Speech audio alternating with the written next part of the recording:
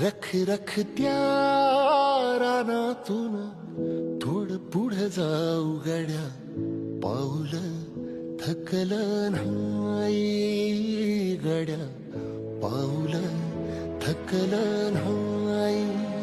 सुकलेल्या भाकरीला पाण्यासंग खाऊ गड्या, पाऊल थकलं नाही गड्या, पाऊल थकलं नाही.